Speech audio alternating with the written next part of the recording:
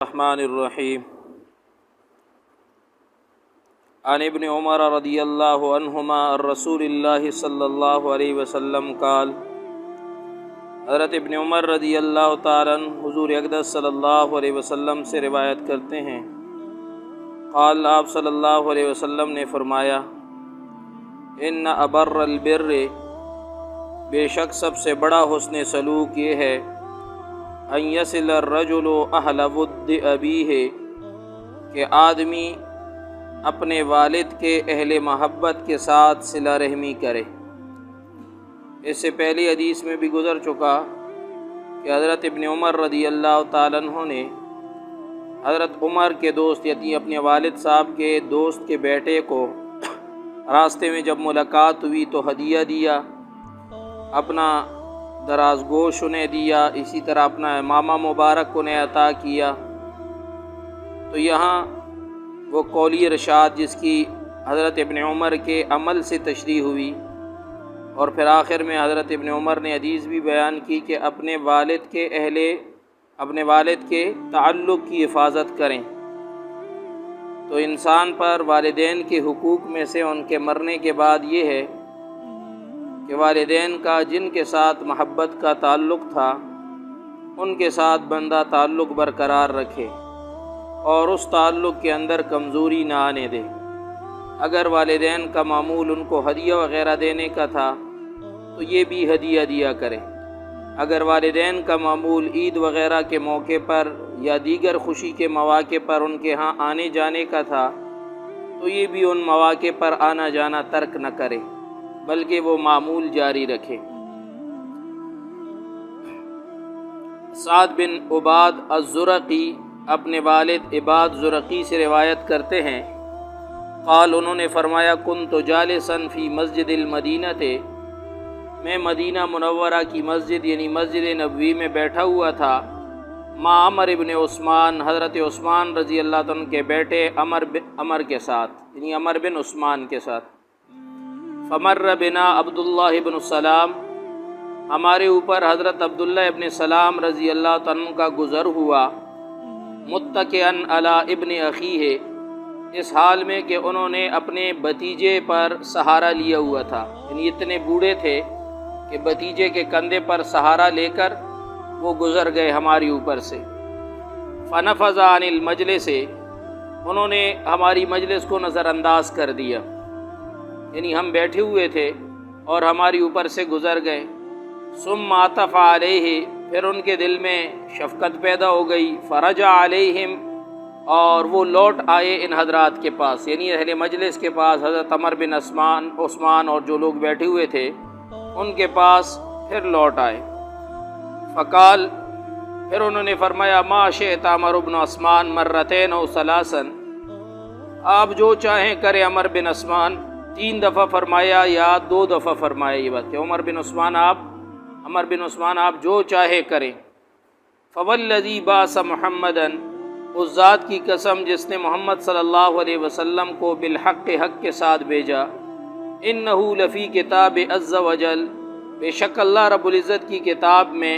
مرتين 2 مرتبہ یہ بات آئی ہے، لا تقطع من کان یصل اباکا،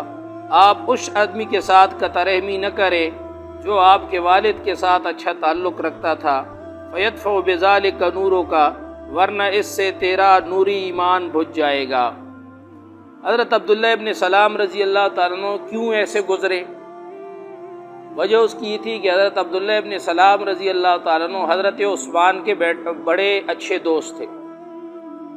اب مجلس میں یہ چھوٹے حضرات بیٹھے ہوئے تھے جن میں حضرت عثمان کے صاحبزادے بھی تھے، تو حضرت عبداللہ ابن سلام کے مقام کا تقاضا یہ تھا کہ ان حضرات کو اٹھنا چاہیے تھا، ان حضرات کو ان کے لیے اٹھنا چاہیے تھا، سلام کرنا چاہیے تھا۔ یہ حضرات اپنی باتوں میں مشغول ہو گئے، شاید ان کو توجہ نہ ہوئی ہو، یا شاید انہوں نے کوئی کہا ہو کہ ضعیف العمر آدمی ہے، اب اس کو کیا کھڑا رکھیں گے باتوں کے لیے، ہو سکتا ہے اچھی نیت ہو ان کی۔ بہرحال حضرت عبداللہ ابن سلام گزر گئے تو دوبارہ واپس آ گئے تاکہ ان سے جو کوتاہی ہوئی ہے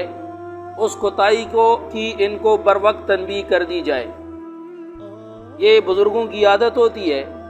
کہ جب وہ چھوٹوں میں کوئی کوتاہی دیکھتے ہیں تو بر وقت اس کی تنبیہ کرتے ہیں تاکہ موقع پر ہی ان کی اصلاح ہو جائے۔ وہ بر وقت تنبیہ جو ہوتی ہے موقع پر اصلاح، اس کا اثر بھی بہت زیادہ ہوتا ہے۔ تو حضرت عبداللہ ابن سلام واپس لوٹے تو انہوں نے حضرت عمر بن عثمان کو مخاطب کیا اور کسی کو کچھ نہیں کہا۔ جو حضرت عثمان کے بیٹے تھے ان سے 2 مرتبہ کہا یا 3 مرتبہ کہا کہ عمر بن عثمان جو مرضی ہے کریں، آپ لوگ ابھی نوجوان ہیں،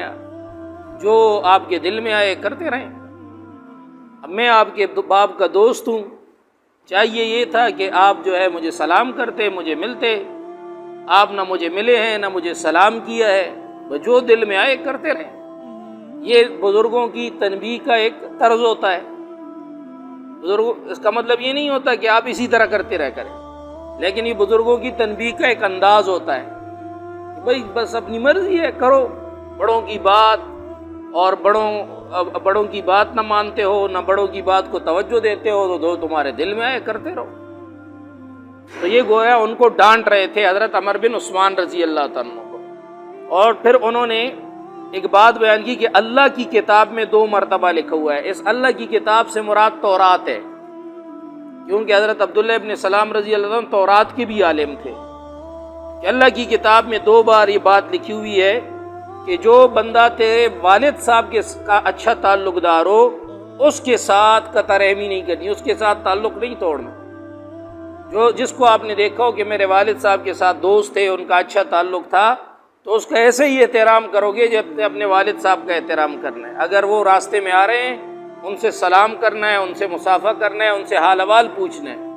اور آپ کی مجلس سے مجھے نظر انداز کر دیا، میں ویسے گزر گیا، نہ آپ اٹھے، نہ آپ نے سلام کیا، نہ آپ نے حال احوال پوچھا، اپنی باتوں میں مگن رہے، تو یہ ڈانٹا انہوں نے ان کو۔ اور پھر فرمایا کہ جو شخص ایسا کرے گا کہ اپنے والد کے تعلق کو توڑے گا تو جس کا نور باطن ہے اللہ تعالیٰ وہ بجھا دے گا۔ تو اسے ایمان کا نور مراد نہیں، وہ جو خاص اللہ کے تعلق اور نسبت کا نور ہے وہ مراد ہے، ٹھیک ہے جی۔ کمال ایمان کا نور اسے کہہ سکتے ہیں کہ وہ نور جس سے ایمان کمال تک پہنچتا ہے، جو اللہ کے تعلق اور نسبت کا نور ہوتا ہے۔ تو یہ نور جو ہے یہ بہت حساس ہوتا ہے،